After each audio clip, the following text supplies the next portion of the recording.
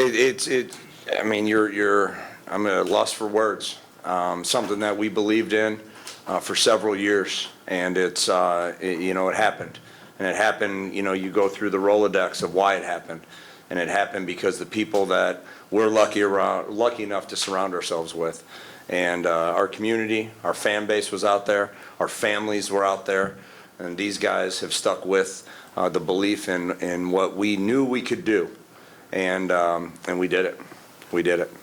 Questions? Okay, we're good. Isaac, go ahead. Yeah, I'm sorry, I'm behind you. Good talking. Coach, I'll just go ahead and start out. You need to bring him up here today, but Declan being such a big role on defense for you guys tonight, being able to lock up Rob Martin right towards the end there.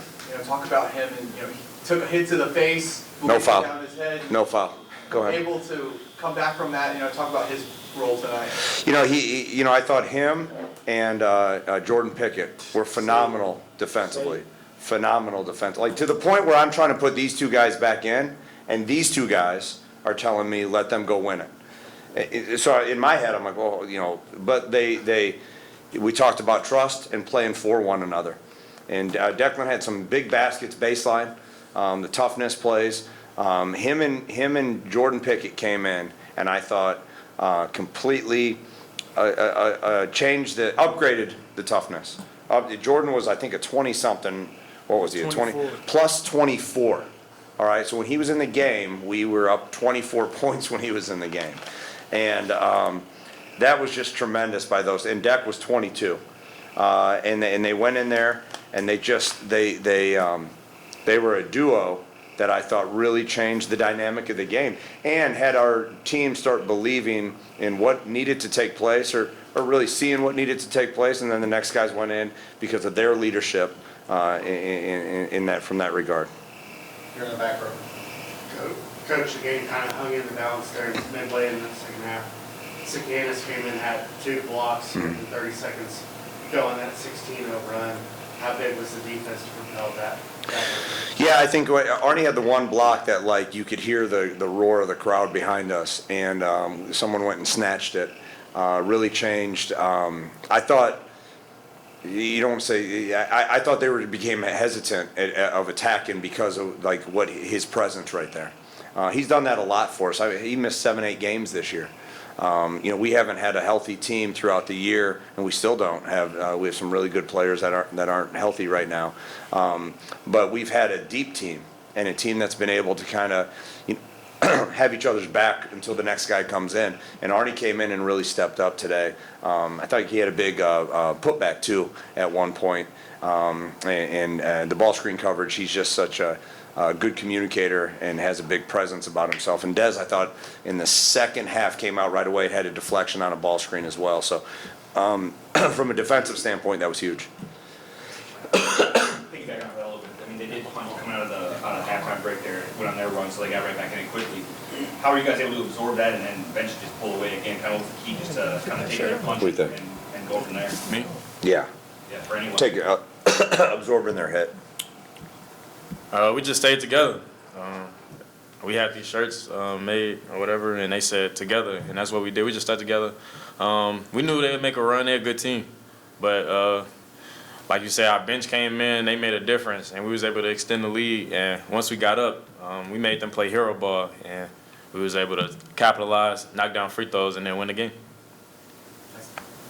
Coach, I mean, everybody keeps coming back to the defense, but you really think the last 6.5 minutes, SEMO did not score a single field goal, and you guys were able to hold them to 28% from the field on the night. The OVC, you've seen all these season, has been a defense-heavy conference. And I asked you this last night, but I think it even applies a little bit more now. What does it mean to play in a conference where every night you're going to go into a hard game, but tonight you guys are just able to just have bigger punches? Yeah, I mean, you look at, I think, the teams that didn't make the tournament, or the 9, it was 9 wins at the 8th seed. I mean, and then they beat us. They had beat us twice, Tennessee Martin.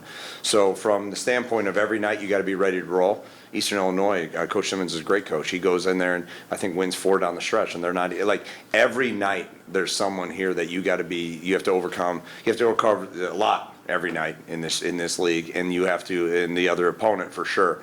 And what you have to do is you got to stay true to who you ultimately are. You have to find your identity. And for us to have to win this game, I think someone asked me earlier today, we had to have a better defensive output than we did in the previous 2 SEMO games. And as a credit to these guys, I mean, it's pretty cool.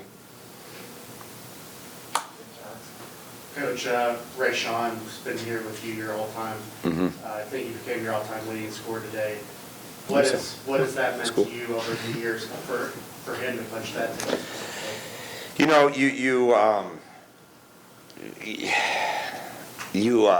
dang, that was pretty good till just now. You have these 2 dudes right next to me, okay, that have both been with me for 5 years.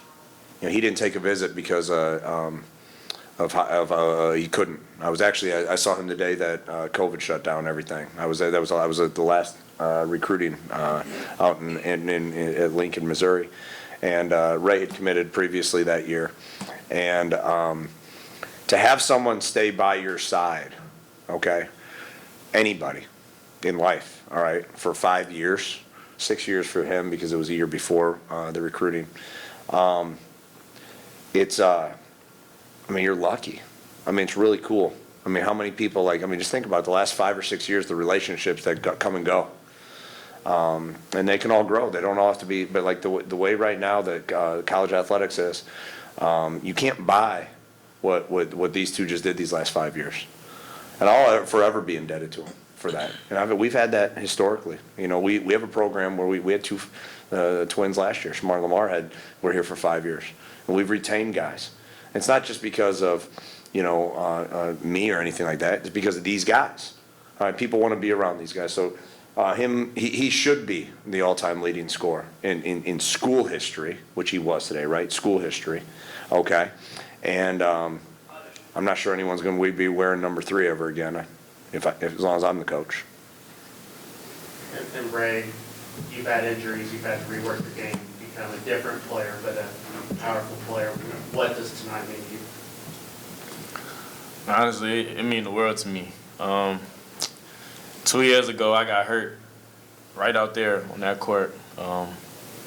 Same side, everything. So it just means a lot. Obviously, and I'm from around Edwardsville, so just doing that for my family back home. I just feel like we giving them hope. So it means a lot. But he always believed in me and never gave up on me even when I was injured, and he knew I could do this.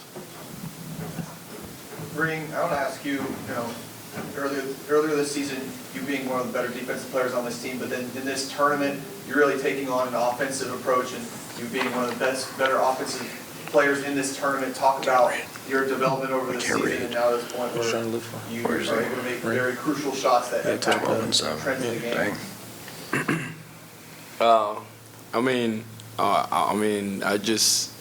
I just go out there and play the game, whatever coach tell me to do, I do it. So, I feel like I can do a lot of things, either scoring or playing defense. I feel like I can do everything on the court. So I just try to go with a mindset, and whatever that help the team win, I'll do it. So that's my mindset. Last one, we'll go across. What's it mean to play in the NCAA tournament? So what's that feeling? I know you haven't done it, but you're going to do that. What's that feeling like? I don't know. I played last year in JUCO, and it was awesome. So, just coming here to this level and going to a tournament is just excited, feeling like just since I came to US, I always wanted to enjoy the feeling. So I'm ready. Yes. It's special for me, It's my 5th year, my last year I'll ever be playing college basketball, and I'm going out with a bang. I'm going to play in the dance, and I worked for this all 5 years in the dance, in the March Madness. I worked for this all 5 years. I told Coach B, we're gonna get a ring. We did it now. Now it's time to go dance. Coach? It's I'll do all the coach talk, but it's a culmination of everybody who's stuck on a personal level with me, everybody. And I have a list of people that like quite literally a list of people that, when the time's right, will be publicly thanked. And it's including these guys. And it's just special. When I was a little kid, I was able to go to Park City, Utah, and see my dad beat New Mexico and lost to Seton Hall. I think he was in Missouri down in Dallas. He lost to Missouri down in Dallas. So I know the memory and the impact it had on me as a child of a coach. And I know it's going to impact my family and just and be really special. And it just means the world. And Rayshawn? It means a lot. I don't know what it's like, but I'm gonna figure it out, and then we're gonna go out there, we're gonna play as hard as we can, and win the games. That's all I can say. All right.